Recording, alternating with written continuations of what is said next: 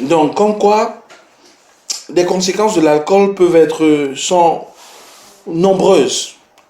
Et c'est pourquoi dans le modèle biopsychosocial, c'est-à-dire c'est un modèle social, biologique, mais aussi psychologique, on parle de l'alcoolisme considéré comme une pathologie, comme étant un problème socio-médical qui a une composante sociale, mais une corrélation, une composante également médicale, parce que le fait de boire et d'être adonné au vin, en réalité, a des conséquences dans plusieurs domaines de la vie.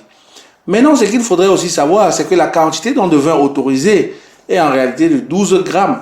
Et qui dit 12 grammes dit en réalité, lorsqu'on veut quantifier ça, c'est un verre. C'est un verre de vin, un verre de vin, un verre de bière alcoolisé à, je crois, 0,3%. Et là, je parle comme ça de ce qui est considéré les seuils qui sont autorisés du point de vue des définitions de ces sociétés-ci.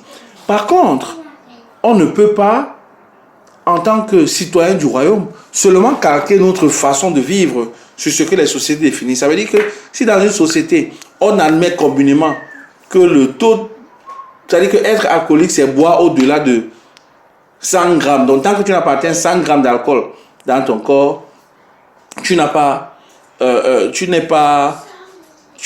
effectué une consommation risquée. Parce qu'il y a des degrés. Il y a l'alcoolisme, mais avant d'atteindre l'alcoolisme, il y a des consommations excessives, des consommations abusives, des consommations risquées. Et puis, le dernier palier, c'est donc l'alcoolisme.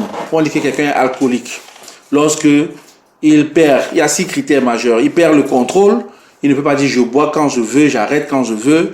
Il perd le contrôle, il est stimulé, il a l'envie de boire, il a ce désir-là. Donc il y a des critères comme ça. Mais ce sont des critères qui ne sont déjà pas unanimes dans toutes les sociétés. Donc nous n'allons même pas nous lancer dans ça. Parce que sinon, si quelqu'un vit dans un pays où on autorise donc l'alcool, un peu comme la drogue, le cannabis et tout ça, ces drogues qui sont autorisées aux Pays-Bas et proscrites dans d'autres pays, on va donc dire, ok, dans ces pays-là c'est normal, donc je bois parce que je me suis conformé à la loi de César, donc à la loi du pays. Non, nous sommes citoyens du royaume de Dieu et nous calquons notre modèle de vie sur le royaume de Dieu.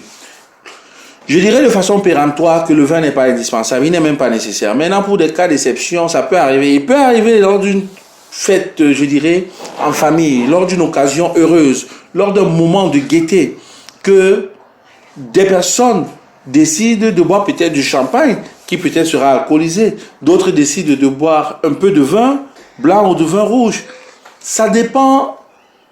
Comme je dis, il faudrait t'assurer que tu n'aies pas une occasion de chute pour quelqu'un. De deux, je ne ferai pas la promotion de l'alcoolisme ou de oui, il faut boire un tout petit peu. Je ne le dirai même pas. Pour la simple raison que, dans un contexte comme le nôtre au Cameroun, le dire, ce serait ouvrir les portes à beaucoup de dérives. Par contre, je n'aurai pas un regard accusateur sur celui qui, dans des conditions précises de pathologie, de maladie, décide de boire peut-être, ou alors, bref, en fonction du contexte. Mais de façon globale, je dirais, le vin, il est plus destructeur que bénéfique. Parce que tout le monde n'a pas la maladie que Timothée avait. Tout le monde n'a pas nécessairement besoin d'un peu de vin. Le vin écueille le cœur. Il égaye le cœur, autant pour moi. Il égaye le cœur. Il rend joyeux, d'après les caractéristiques qui lui sont attribuées. Mais il faudrait aussi se connaître. Certains deviennent colériques, violents, quand ils ont bu. Païens ou chrétiens. Et donc, si une chose est pour toi une occasion de chute, bien aimé, pourquoi perdre le paradis à cause d'un plaisir qui fait du bien à ta chair? Bien aimé, ça dépend aussi de ton degré de consécration. Si le Seigneur t'a appelé à un certain degré de consécration, les autres peuvent boire autour de toi, mais tu décides de ne pas boire parce que ça fait partie de ta consécration et de ton alliance avec Dieu. Donc, moi, je vous recommande de ne pas boire parce que vous voyez les gens boire, l'effet de masse. On appelle ça les buveurs sociaux. Donc, les personnes qui boivent parce qu'elles sont accompagnées des personnes, c'est tout comme les personnes qui fument.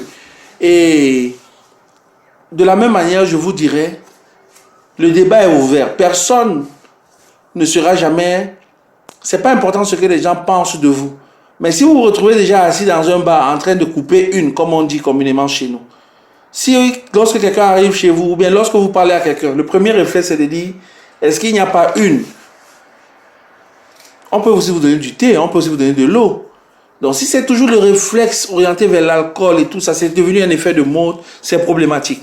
Il faudrait que même à ce niveau-là, nous marquions la différence.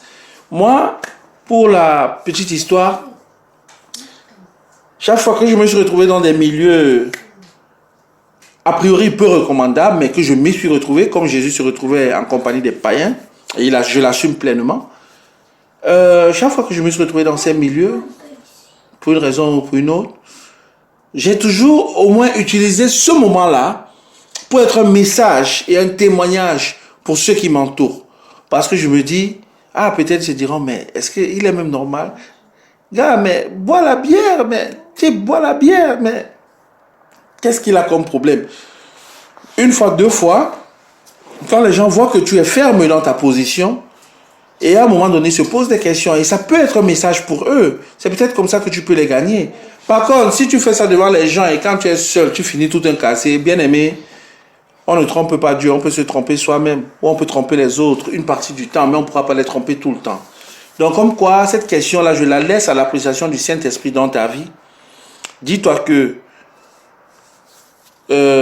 tout est permis, mais tout n'est pas utile. Et dis-toi qu'en fonction de ton alliance avec Dieu, tu peux ne pas faire ce que les autres font.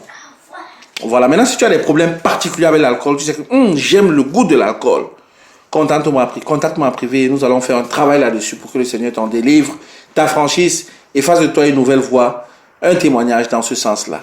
Que le Seigneur vous bénisse grandement. J'espère avoir apporté quelques éléments de réponse. Évidemment, ce n'est pas exhaustif parce que le thème est tellement vaste et profond. Je dis c'est l'objet de plusieurs séminaires, c'est l'objet de conférences, c'est l'objet de colloques médicaux, c'est l'objet de toute une formation. Mais là, j'ai essayé comme ça, de façon rapide, de brosser quelques aspects relativement importants. Si vous regardez les statistiques de ce que l'alcool cause dans le monde, c'est effrayant. C'est juste effrayant. Et je pense qu'en tant qu'ambassadeur du Christ, nous avons là aussi une occasion de briller par l'excellence. Que le Seigneur vous bénisse. Shalom.